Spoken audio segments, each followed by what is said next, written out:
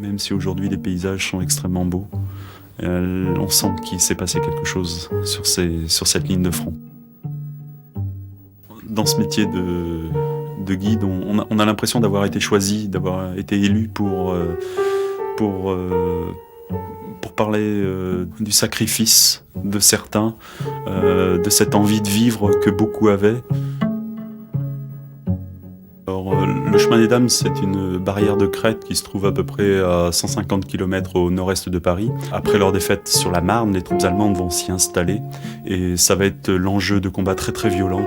Le chemin des Dames, c'est à peu près 26 km de long et on va se battre pendant à peu près 4 ans pour 8 km de large. Ce qui est très particulier au chemin des Dames, c'est que les Allemands vont fortifier la zone et pas uniquement avec des tranchées ou des barbelés, mais ils vont utiliser des carrières souterraines que nous on appelle ici des creutes. Et parmi les creutes du chemin des Dames, donc il y a la caverne du Dragon.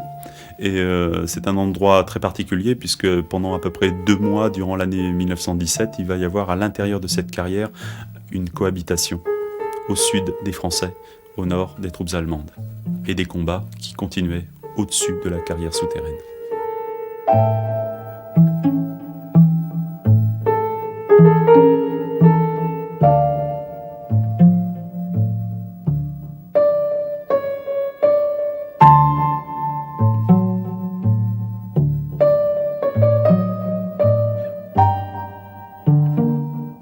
C'est un musée où il n'y a pas beaucoup d'uniformes, où il n'y a pas beaucoup d'armes, c'est plus le pouvoir des mots et le pouvoir de suggestion qui font naître chez le visiteur l'idée ou donner au visiteur une sorte d'image du combattant et de ses souffrances durant la Première Guerre mondiale au chemin des Dames.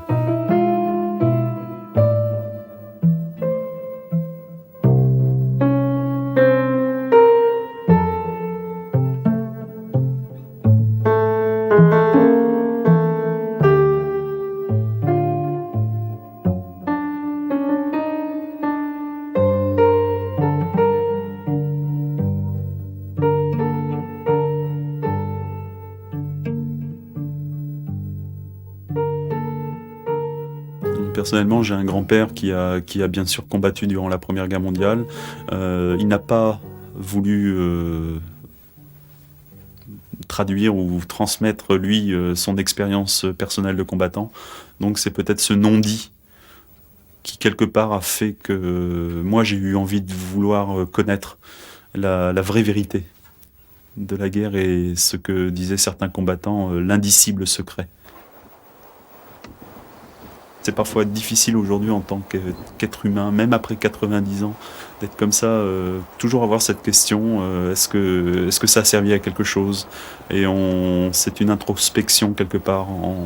On se demande si les mots que l'on transmet aux gens sont les bons mots, si on ne trahit pas la mémoire d'autres.